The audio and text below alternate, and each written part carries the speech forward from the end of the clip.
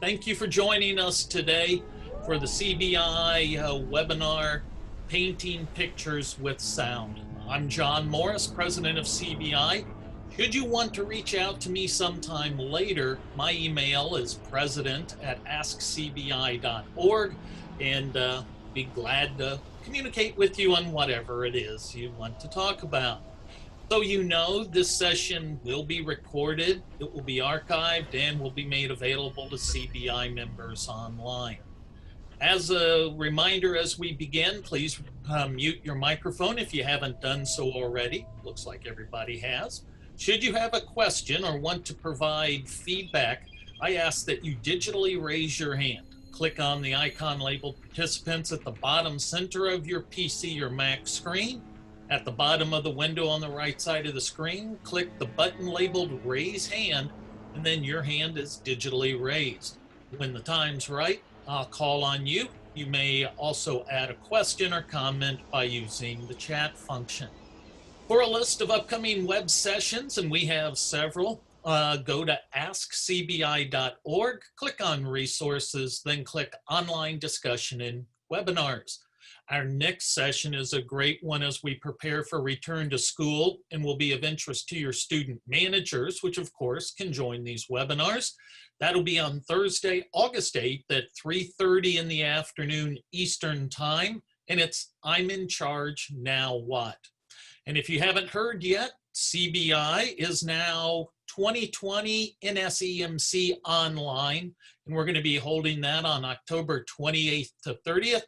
There's full information available on askcbi.org. Some neat stuff there, really affordable, and it'll give you a lot of opportunities. But let's get to today's session now. Our guest, and joining us from Copenhagen, Denmark, where it's 9 o'clock in the evening, is Hindenburg Creative Director Nick Dunkerley. Nick, thanks for joining us today, and I'm going to turn the session over to you. Well, thank you very much, John. And good afternoon, everyone. It must be afternoon at your place.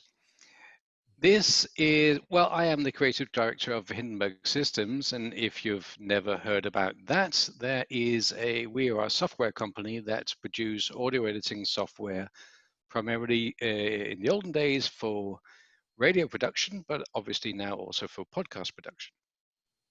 I'm not going to be talking about software today, so hopefully not going to disappoint anyone doing that. But we are going to. I'm going to talk about tips and ideas when doing interviews. So hopefully everyone can see my screen now. John, you can just nod if everyone can see the presentation. Right, there you go. Everything works. I've never actually tried to do this as a webinar. This is usually on stage, so some things I hope are going to work just as planned. Now, the reason why I put this presentation together originally was that we as a software company often get questions regarding how you can tidy up audio. Now, obviously, there's a huge amount of answers to that. There's noise reduction and EQs and what have you. But really, at the end of the day, my background being a sound engineer, my answer would always be, well, you could also just record it properly. That will be a lot easier. And actually, 9 out of 10 times, you could, if you just spent a little bit more time either preparing or during the interview, you will come home with something that sounded really, really good. So to make myself and my company completely redundant, I'm now going to give you some tips to how you can actually do that. Let's see if my presentation works here. Let's see. Sorry about that. Okay, here we go. So we're going to break this into some steps, and the first thing we're going to be talking about is the actual recording. We're going to get into some of the things that you will need during recording, some of the hardware, and then I'm going to talk a little bit about the actual interview. Later on, I'm going to be talking about ambience, and I know everyone has dabbled some with audio, and some others have more experience. So hopefully you all are familiar with some of these expressions like ambience. And at the end of it, we're going to be talking about how you can actually paint with sound. And I'm going to give some examples of different types of audio productions. So these are the steps we're going to run through. They might sound a little bit boring, I'm not quite sure, but at least they're going to be useful. Trust me on that one. So starting with some of the hardware. I'm going to have a little chat about microphones because they are essential, and recorders. So microphones. And if anyone wants to jump in with questions, I think that John will kind of take care of that, but at least I'll just keep on talking until someone stops me. Usually there is a little bit of confusion when it comes to microphones, when it comes to dynamic versus condenser microphones. That is typically something that everyone can talk about. Less known is the directional microphones. Should you use omnidirectional microphones or unidirectional microphones or what have you? So I'm just going to briefly get into that just so you have an idea when you're talking microphones, what is it actually that we're talking about? There's a lot of myths, for instance, about condenser microphones being much better than dynamic microphones. So if you were to go out and buy a microphone, you should definitely get a condenser microphone. That is not the truth. There is no better. It all depends on what the situation is that you're going to be recording. Some explanation about that.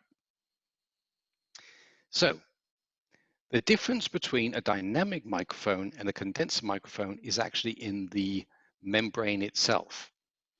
A dynamic microphone, hopefully you can see my mouse as well, is built up much like a loudspeaker. Actually, if you took a loudspeaker and shouted into it really loudly and put that into your sound disk, you could actually record the sound. A dynamic microphone is the exact same principle. You have a magnet and you have a coil, good old fashioned, and then you have a diaphragm. And when there's a current running through the coil, it will move the magnets, and that will make the diaphragm move back and forth. That will push the air. Well, actually, not obviously the other way around. If it was a speaker, it will push the air.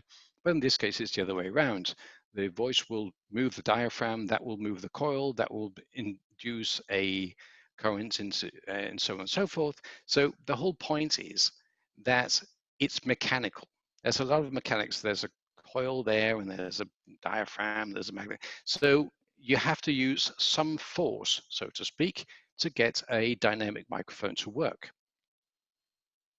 On the other hand, if we have a condenser microphone here, we have two very thin diaphragms, and in between that there is, if you've ever heard about the 48 volts going through a condenser microphone, that is actually in between these two diaphragms.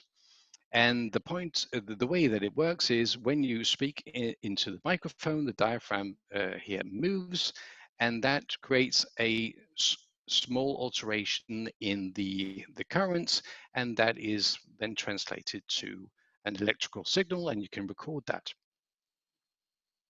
But just to say, this is very mechanical, and this is very fine-tuned. So if you don't need as much power to get this microphone to react. That means that you can record very fine sounding sounds. For instance, the sound of a butterfly in a quiet room, something like that. Everything is basically picked up by a condenser microphone. And you might think, well, that is great. You can use that for anything. And you can.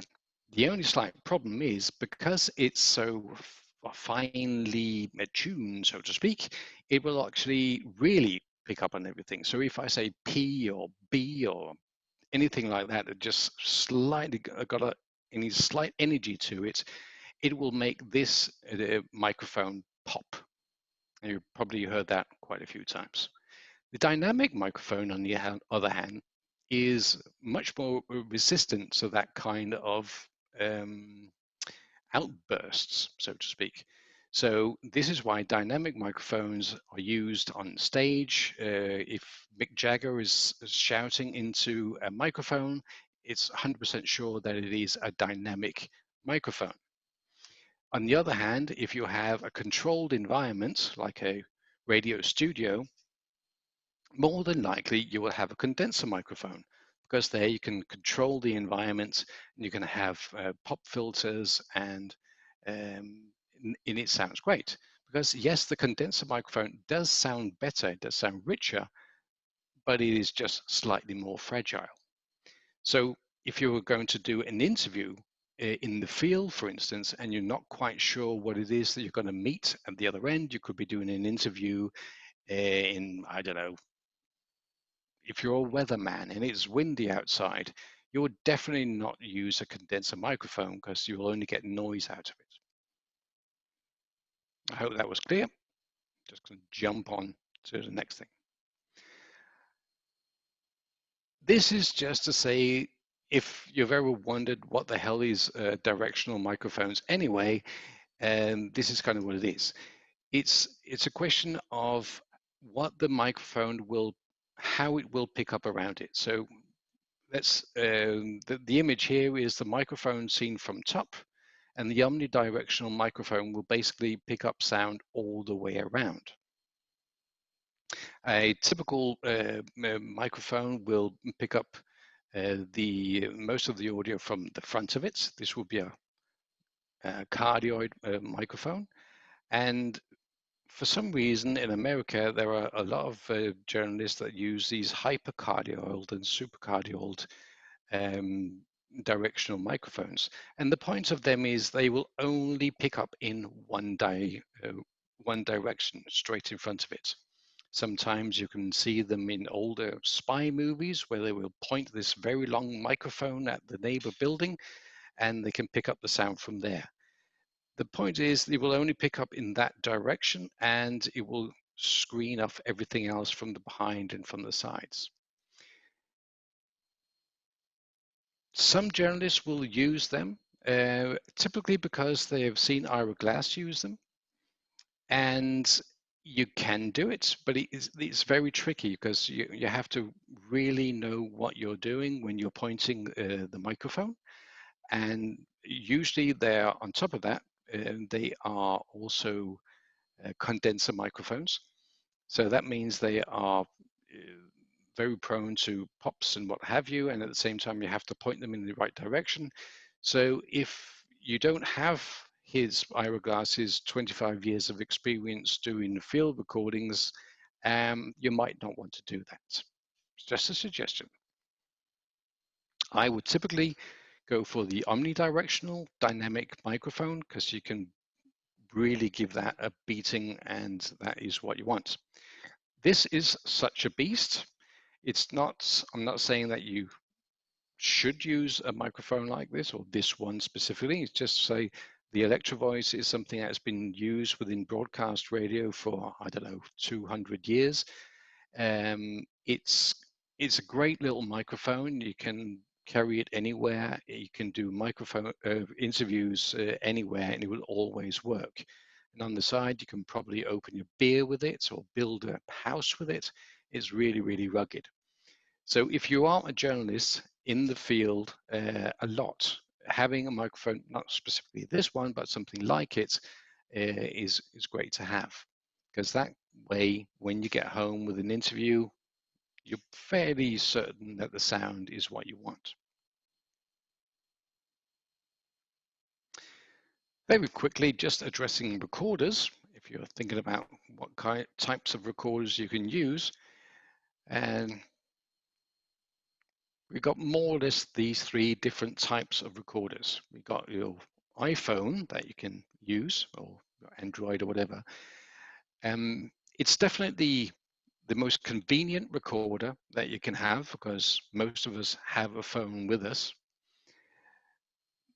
That's the upside of using a phone. The downside of using a phone is that adding hardware to it, like professional hardware, like a microphone or what have you, can be a little bit fiddly. I'm not saying you can't do it, because you can, but one of the problems with consumer electronics is that the connectors have a tendency to break, or the DA converters aren't very, well, DA converters, whatever way around that is, the audio to digital converters aren't necessarily very good. So using a phone as a recorder is it's a great last resort, and I'm even saying that we have an app for it. Another way to approach it will be to have a dedicated flash recorder, like the one that we have up here. There are numerous different flash recorders and different price ranges. The great thing about most of them are that they have dedicated sockets for professional microphones, like XLR inputs. And they can only do one thing, so usually they do that very well. The last one down here is just for any of us that were around in the olden days when you could record analog on something like a reel-to-reel. We actually used this one at the radio station I worked on, which was Denmark's Radio. That was great. Now, anyway, so that's some of the hardware out of the way. Again, going back to the point of this, is the point is that we want to have well-sounding recordings when we get back from an interview. And typically, the way that we will address it is that we think, well, we just need the best equipment. We have got a good microphone, we have a good recorder. That will mean that we'll end up with a good recording at the end of the day. But that is nowhere near the truth. Actually, the biggest problem that we find as engineers when journalists are out doing interviews is not the equipment, it's what's between their ears. It's understanding what goes around when you're doing an interview. And it's not just the environment, is actually also something to do with psychology. So we're going to address that in a minute. Oh, I didn't get to turn down the voice line. Hopefully right now you can hear a really annoying sound, and that is kind of the point. What would often happen is when the most typical problem that we will find when you've done an interview is that you will have some kind of noise on that interview, and you'll try to get rid of it when you get back. But actually, it will be a lot easier if you didn't have the noise on the recording in the first place. So what you should typically do when you're approaching an interview is, before you address whoever it is that you want to interview, is actually listen to the room. Can you do an interview in this room? And if not, it's a good idea to have some kind of plan B, where you can say, well, unfortunately, we cannot do the interview here, but it would be great if we could move to a different location. And that is perfectly fine. So listen to the room before you do the interview. And if you are in a situation where you have AC running, or a computer running in the background, or for no apparent reason there's a fridge, move location. And that's easy enough to say, and we can all agree on that. But what often happens is that when we are in the interview situation, we will be focused on whoever it is that we're going to interview, and we cannot focus on two things at the same time. You can't focus on meeting someone and listening to the room at the same time. So try to separate the two, do one thing at a time. First listen to the room, then talk to whoever it is that you want to talk to.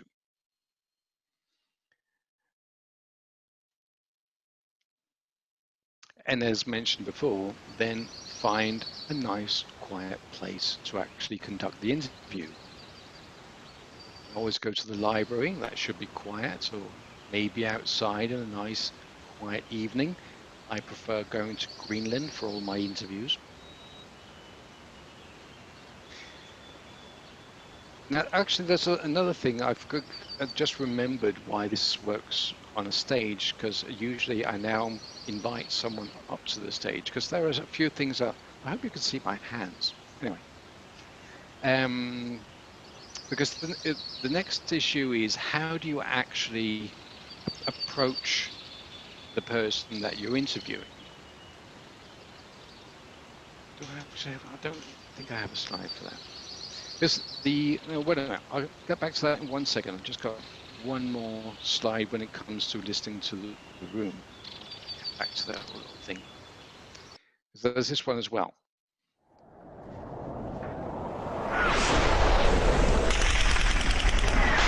343, how copy?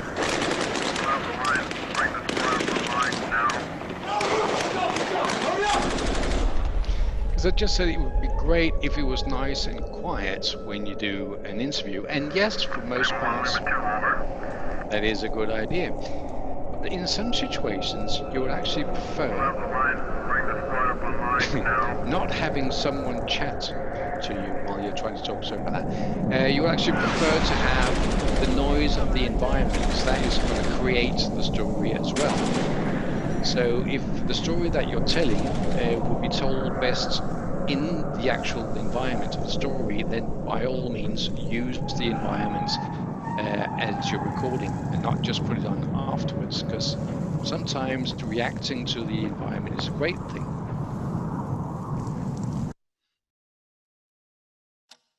Okay, so actually I do have a slide for this.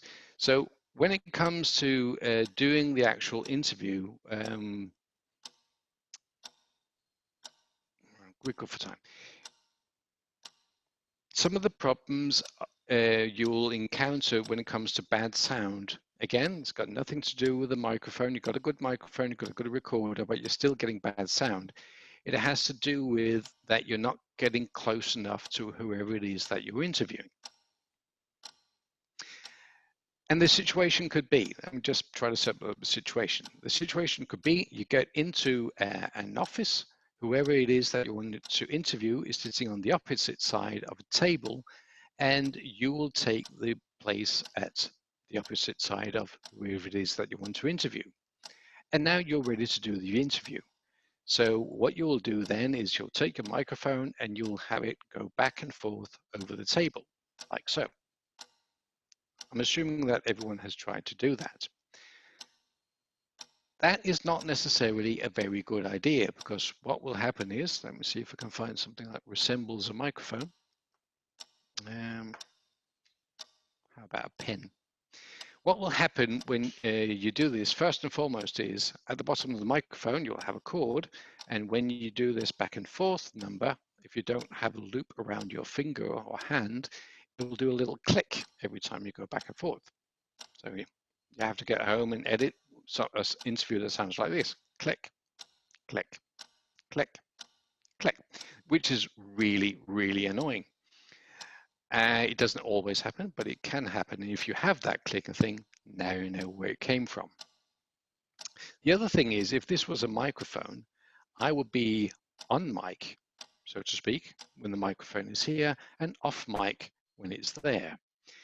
In an interview situation where whoever you're interviewing, you're not 100% sure when they're going to say something, you might end up with a lot of questions that are off mic, or your questions could be halfway off mic because you're going back and forth all the time. So that is not necessarily an ideal way of doing it. What you would like to do is get up close. And this again, I forgot to put a slide in, sorry about that, because I would have done this on stage and I would have brought someone up to the stage with me. So what you will want to do is sit right next to whoever it is that you want to interview. So if they are sitting here, I will sit next to them. And the point of sitting next to them is that I don't have to go back and forth, because I will have the microphone just between myself and you, and all I need to do is just go like so. The reason that we do not do that is because we get into someone else's comfort zone, where It's probably not called comfort zone. I'm Danish and I'm translating. But whatever zone it is that we all have around us where we don't actually want people to cross that zone, that is actually what we're going to be doing. Because as soon as you sit next to someone and do an interview like this, it can become very intimidating, not just for them, but especially for you. So is there any way around that? No, there isn't. Being a radio journalist is embarrassing and very uncomfortable, and get used to it, because the only way of getting great sound is being immensely embarrassed. Well, not necessary, but at least just remember, get up right close to whoever it is that you're interviewing, and whatever interview you do like this is going to sound absolutely fantastic. Obviously, you'll then say you can't do that in all situations, and I agree, but that's not really the point. The point is, when you can do it, because that will just sound better. Using the microphone, so we've still got time. Using the microphone as your camera. You could use your microphone in pretty much the same way that you would use any camera. You can have wide shots and mid shots and close-ups. Really, it's just a question of where you're placing your camera. So for instance, here we have a wide shot of a city.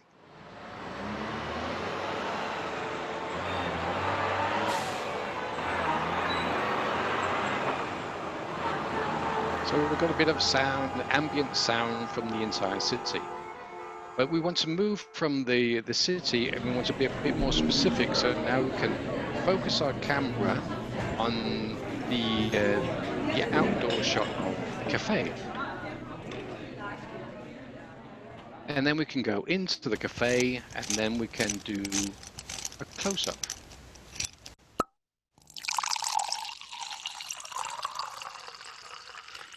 And in just the same way that you would use different shots, you can actually help your listener using sound, telling your stories. You just have to be aware of what kind of sounds are you using at what time.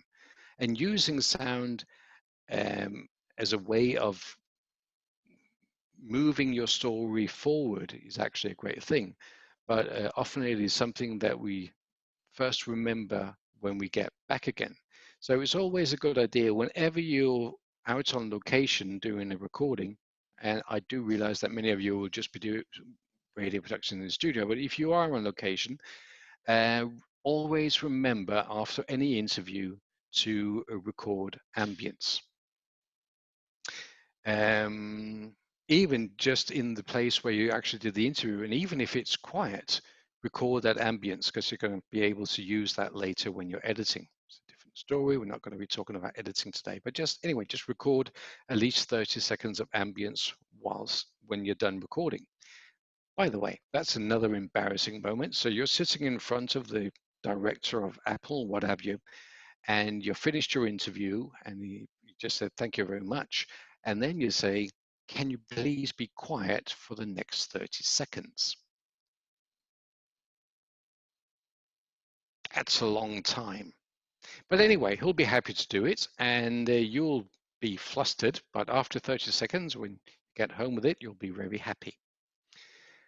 Any audio that you find on your way to or from the story, record it. Some stories, you don't necessarily know what you're going to use it for in the situation, but just record it anyway. Having more material is way better than having less material.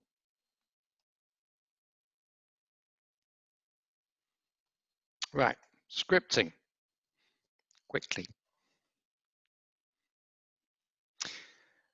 As mentioned, we've recorded a lot of ambience and we've recorded our interviews.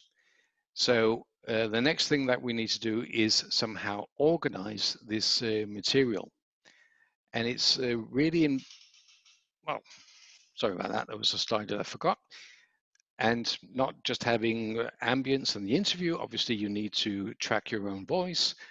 When you're doing that, the principles are the same. Get up close to the microphone, the closer you can get, really, depending on the microphone, the better. You get this nice proximity effect. And if it is a condenser microphone, remember to use windscreens.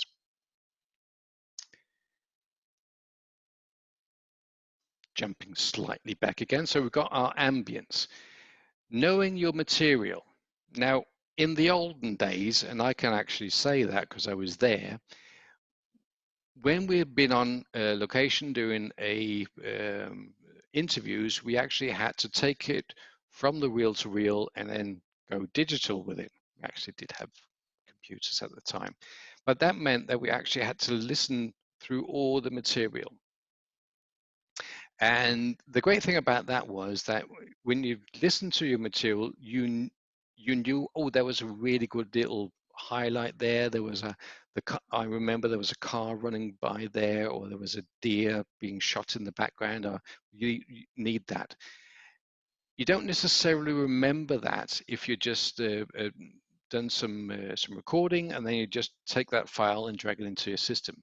So actually listening through your material and highlighting the good spots is actually a good idea. It may take a little longer to do it, but you'll end up with something that's way more interesting for yourself and at the end of the day, the listener. Listening for entry and exit points, if you're wondering about that one, that is, you will often need some way to get into a story and get out of a clip, something like that. So I don't know, if you have some ambience where you suddenly hear a church bell in the background, that might be a great entry point to your story. So just make a marker of that, and you can fade into your ambient sound. You'll hear the church bells, and then you can do your voice track, and then you can have some interviews. So knowing your material when it comes to ambience is a really, really good thing. The same goes for music. You could obviously say that, well, you know your music because you've already, you know which music it is that you want to play. It's the right song. It's got the right theme. It's got the whatever. But actually, there's more to it than that. Because knowing your material when it comes to music is knowing when do we have a period of the music where there's no singing. Typically, you'll have that in the beginning of the song, but you can actually find different stages of a song where you think, well, this would be really great if it could come in or out here. Many times, if you are doing a montage piece, which is basically what we're talking about now, documentaries, features, what have you, you don't want to listen to the entire song. You only want to listen to a few seconds of the song. So knowing how you can get into the song and then edit it so you can get out of the song again without just fading down, but actually making a transition that sounds nice, requires that you've actually listened to it. So at least listen to the beginning of the song and to the end of the song, and maybe somewhere in the middle. Usually the rest of it is, well, quite repetitive, to be honest. But in the beginning and the middle of the end, you'll typically find some interesting areas. I've made a little example here. Hopefully you can hear that, of how you should definitely not do it.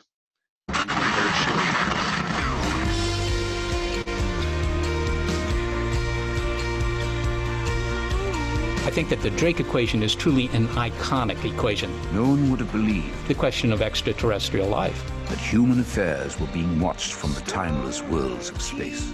On the BBC World Service, I'll be looking at how the Drake equation transformed the search for alien intelligence. Minds immeasurably superior to ours When one day my father told me that there are other worlds in space. regarded this Earth with envious eyes. And to me, that was just fascinating.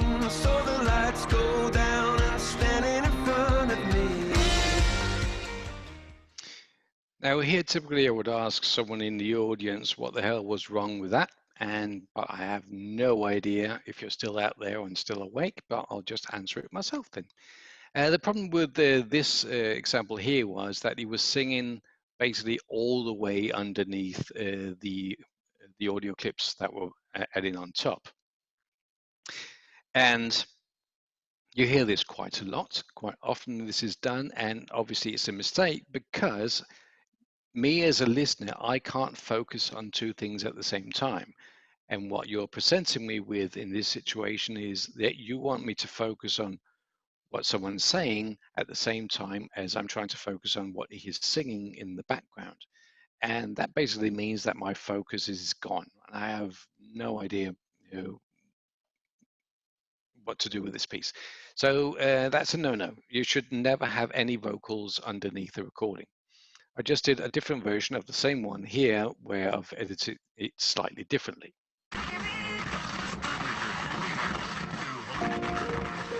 I think that the Drake equation is truly an iconic equation. No one would have believed The question of extraterrestrial life. that human affairs were being watched from the timeless worlds of space. On the BBC World Service, I'll be looking at how the Drake equation transformed the search for alien intelligence. Minds immeasurably superior to ours.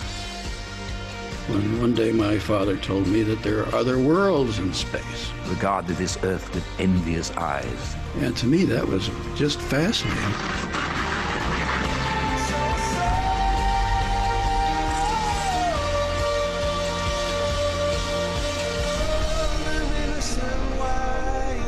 And slowly and surely,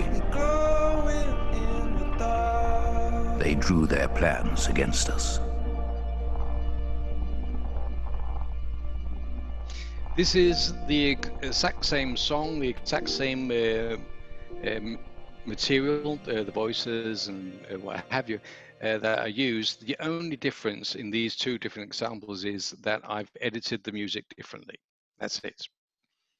So just to say, pay attention to your material and you can make something that sounds way better with just a little bit of effort.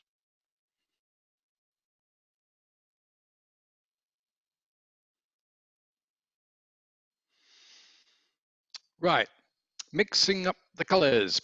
The point here is that obviously, as we heard in the example before, we want to blend the different layers. We have the storyline with the voice and interview, then we have all the layers of ambience and music and effects and what have you that we are already gathered. We can assemble them in some software, it's really your choice, and we'll have different layers. One of the things that people don't talk enough about, if you ask me, is the rhythm of a story. Personally, I think that one of the problems with the lack of rhythm in stories is that we are using digital audio editors. And the thing is that we're looking at screens and we're just saying, well, we've got a region here, we've got another region here, we've got a region here. And as long as they all just line up, and it looks pretty on screen, that will sound great. That's not necessarily the case. Now, going back to the way that we did it in the analog days was we couldn't see the sound. We had to listen to it. I'm not saying everything was better in the good old days, but one of the things that we often did, and we could be like 4 or 5 different people in a studio doing a production, and we'll have reel-to-reel tapes. And when we were mixing something, what we will often do is run the tape, and then there will be like a cue to this is where we want the next edit to go in. So in those days in the studio, we could be standing up even at the sound desk, and you could activate one reel and then you go, and here's the other one. And that was kind of the rhythm. And the funny thing about that was that everyone in the studio would agree that that was the beat. That was exactly where you wanted the next item to get in.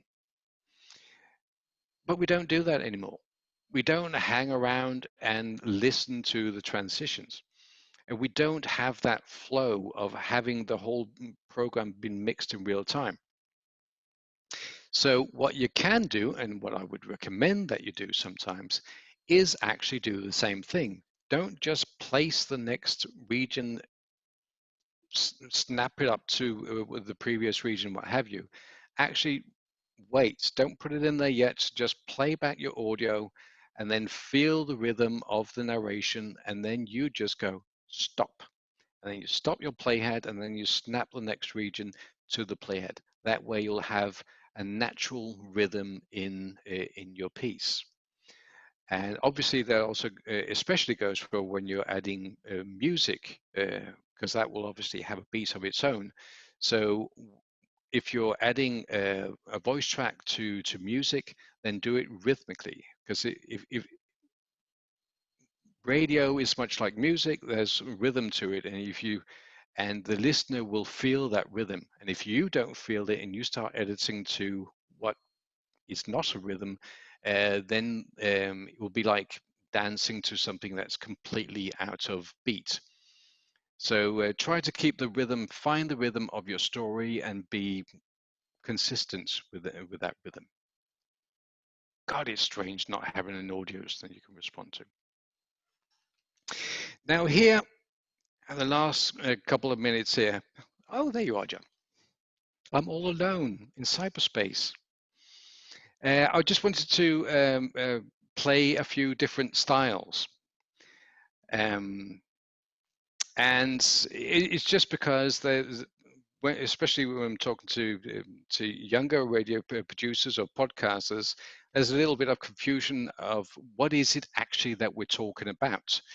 So I've tried to divide it up to these typically 3 different categories that I would like to talk about. Some roundtable chat, which is a typical podcast or broadcast radio news or a high-end production. Now, let me give a couple of examples of each and every one of them. Roundtable chat is, you've heard this a million times in different podcasts. This is people around a table all chatting.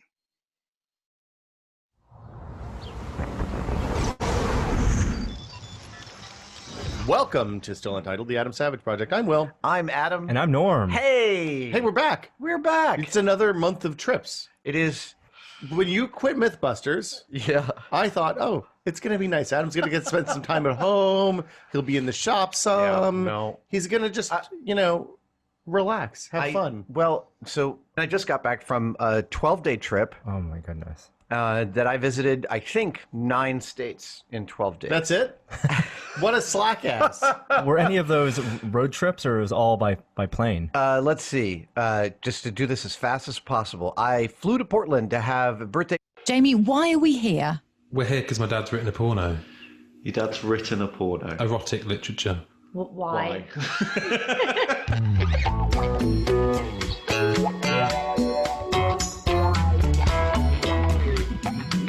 If you've never heard it, please do. Previously on My Dad Wrote a Porno. Jim grunted, and Belinda thought she felt something entering her pussy. Oh my God. I'm going to skip over that one. You can always have a listen to that one on your own if you like, but I would highly recommend it. This is just to say the table. So it is typically just X amount of people, 2 to 4 people sitting around a table, chatting, and usually the sound is horrible. And everyone's talking at the same time, but they do have a certain energy to them, which I guess is why we listen to them anyway. Usually you would listen to something like this because you have a specific interest in whatever it is that they are talking about, so you don't care too much if the sound quality is not that great. It's not great if you are doing typical old-fashioned broadcast radio where you want to actually convey a story or educate someone, because they don't necessarily have that interest in your story from the get-go. You want them to be interested in your story. It's kind of the reverse. So in that case, you have to have a slightly higher end production to be able to convey your story to someone who doesn't necessarily want to listen to it. So the next one would be a typical broadcast news style. And here we're talking about an A-B production. I hope that you've heard about this kind of thing before. Here we go. Here's the first one. Some call it flip-flopping, others call it evolving. Either way, it's not a secret that Hillary Clinton has, let's just say, updated her views on economic issues. If anyone was under the impression that Hillary Clinton was not a politician, they have been set straight. Julia Azari is a poli-sci professor at Marquette University. She says when Clinton talked to Goldman Sachs in 2013, it's unsurprising that she sounded lukewarm about financial. So an A-B production is that you have the host of the show will say something, then you'll have a clip, then you'll have the host, the clip, host, clip, back and forth, A, B, A, B. You see a pattern?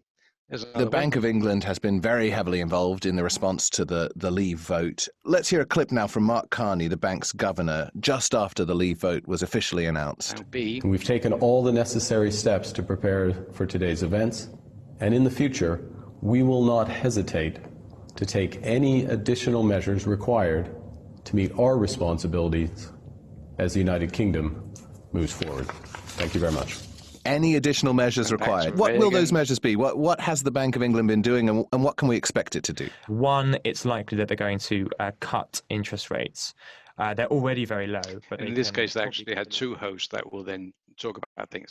This is a typical setup for news stories. They work very well for news stories. You can set up the story, you can comment the story, and so on and so forth.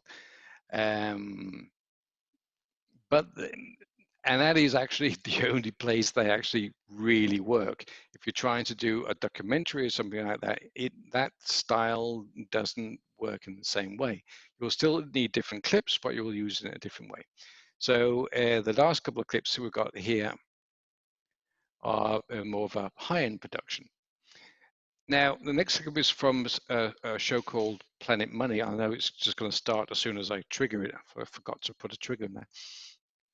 And the point of this kind of story is they have material that is really difficult to explain, and nobody wants to listen to it. It's about economics. It's dry, and it's but so they know that you as an audience, you're not that interested. But if we're going to get this across, we have to deliver it in a really interesting way. So try to have a listen to what they did with a story about the EU. You know how a beach town feels in the winter? That's what Clacton-on-Sea is like in the middle of the summer. You know, they have the setups for skee ball and bumper cars and little booths for fried foods, but there's nobody there. You got to play the games by yourself. Ready? Yeah. 3, 2, 1. Oh, yeah! I don't really see any children anywhere. The main attraction seems to be sitting on benches and staring out to sea. You may have heard that there was this big age divide in the EU referendum. Young people in the UK voted to stay, older people voted to leave. And that, in a nutshell, explains the Clacton vote. I'm 72, Anna's 89. 89. When you get to a certain age, you're quite braggy about it, see? Joan Bowles and her friend Anna sit on a bench on a bluff looking out over the water. They're wearing coats. That is a brilliant way of telling a story. They've got everything there. They got. Did you hear how they used the ambience as a camera as well? They had the ambient sound setting a scene. Going into the bar, you could hear everything going on in that bar. They had interviews with someone that had nothing to do really with the overall story, just a comment from some elderly ladies. They were setting a scene in our heads, and we're engaged with it. If they told the story as the marketplace would have told it, it wouldn't be nearly as interesting. And it was all done by using sound and actually being able to write a script. There's another example here. It's a science show, and you can tell science stories in many ways, and you can explain probability in many ways. But this is the best way I've ever heard of explaining probability. Group 1, 3 of our students. I'm Joe Chang. Richard Liang. Margaret Taub. In Group 2, Chad Abumrad. Robert Kolwich. Is us. And in the group here, She's pointing at us. I'm going to give you a penny, and I'm going to ask you to flip the coin 100 times. And the three of you, She points to her students. your job is to pretend to flip a coin. Meaning they just have to flip the coin in their heads. Kind of guess. How do you think that coin might land? Produce 100 fake coin flips. And then Deb leaves the room.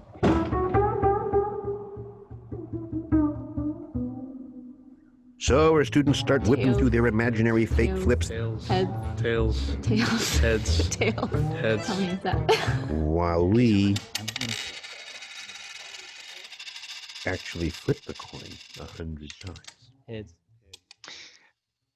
Doing something like that takes not a few minutes, that takes days of editing.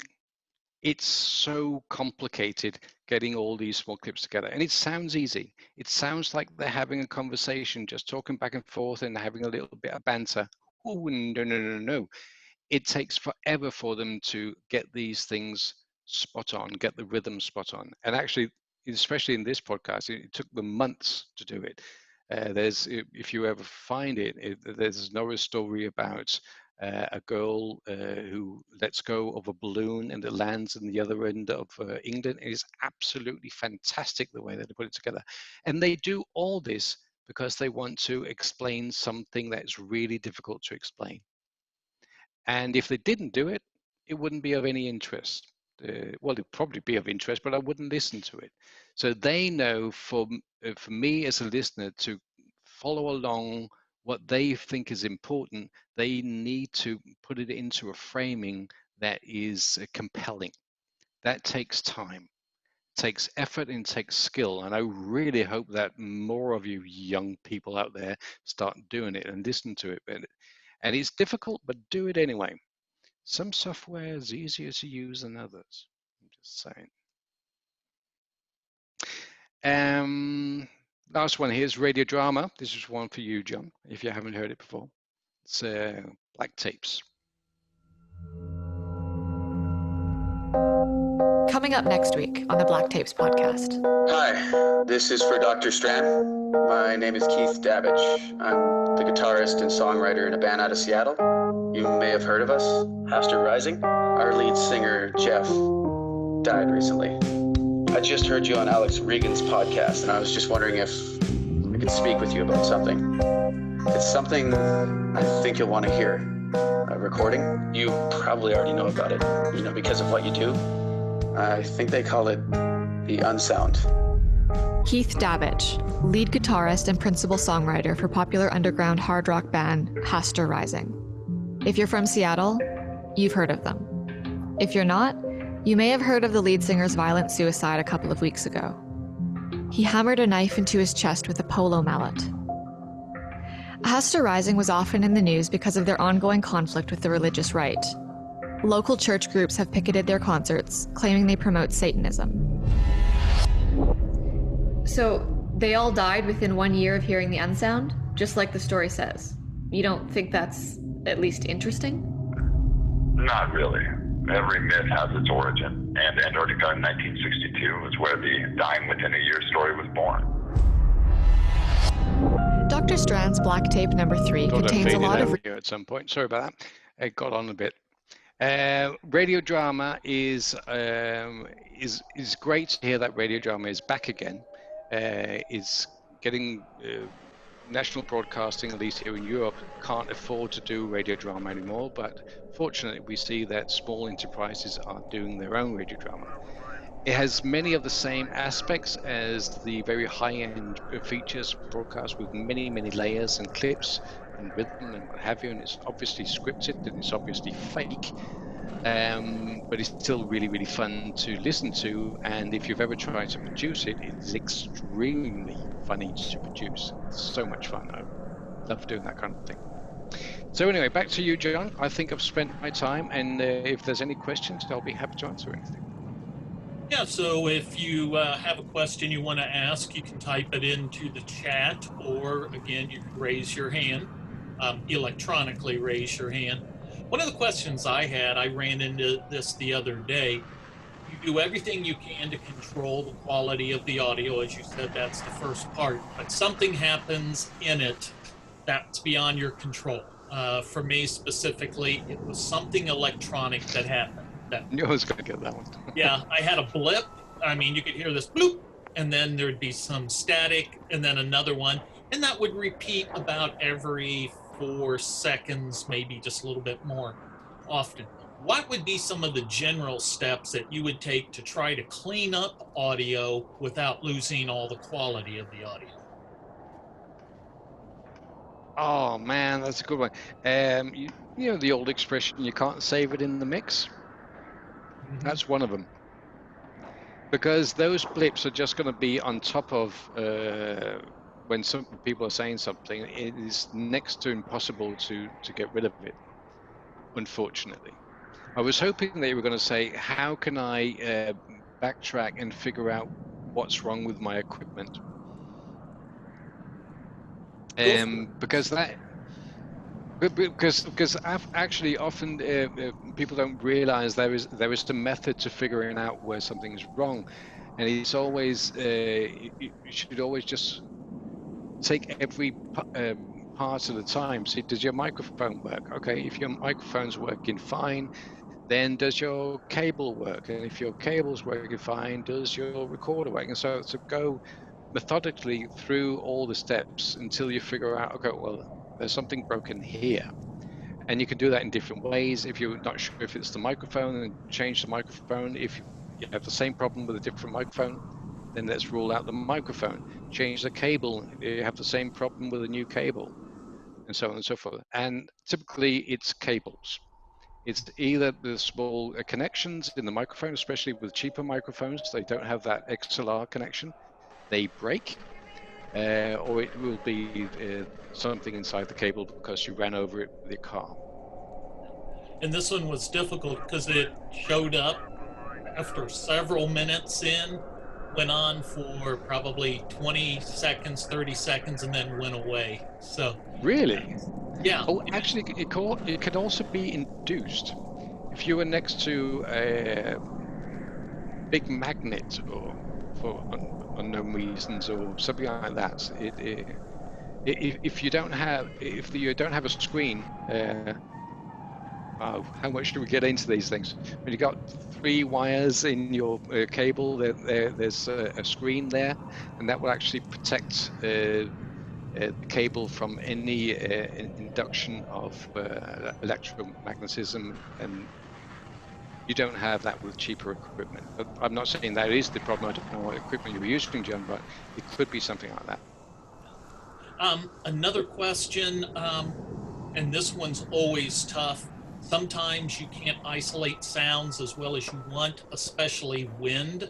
What kind of recommendations do you have when it comes to don't record in the wind? Wind is around. Don't record there. It's the whole point of the talk. If you don't need to do a recording in the wind. Do the interviews where it's not windy. If you have to, if you are a weatherman, whoever is asking the question is a weatherman, they have to stand in the blizzard and do it. You can get these big furry things that you put over the microphone, and that would screen them somewhat. So we call them something rude in Danish. It's big furry. Never mind. What are they called in America? I can't remember now. It's you know what I mean, right? Yeah. Yeah, I can't remember the name of them now. We call them a rabbits. Anyway, so a big furry thing, and what that actually does is, because of all the fur that's around it, the wind will break up as it approaches it, and so it doesn't go directly into the microphone. That's the whole point of the fur. So if you have to do it, then in your recording the wind, use that. If you don't have to do it, then don't record in the wind, because you cannot get rid of it afterwards. Because wind is not, you can use noise reduction on many things like an AC or a fridge or something like that. You can actually get rid of that. I wouldn't necessarily recommend it. I would rather walk away from the AC, because you're always making your sound worse by adding an effect to it. You're never improving your sound by adding an effect to it. It's always making it worse. So try just not to record in the wind. Another question, could you talk more about the recording app, which would be for the smartphone or iPhone you were talking about? And do you happen to know if there are any educator prices for that? And if I could just add, that's something that's very much of interest to college professors, because there's a good chance somewhere along the line we'll be teaching remotely again this year. And so, you know, having students access to those kinds of tools. Well, our app, you can buy that in the app store, but because of the unique way that Apple works, we can't actually offer any discounts on it. So it's just the way that the App Store works. We do have a free version, but that only records 1 minute at a time. You can use it. It's got all the functionality, but it's only 1 minute at a time. That said, any phone has a recording app. Every single phone out there has a recording app of some sort. They just come built in as a voice memo or what have you, and you can use that if nothing else is available. I would then say that because the next question is probably going to be, can you plug in external microphones and that kind of thing? And you can. It's like the iRig. You can plug that directly into your iPhone and you can record with that. And they sound fine.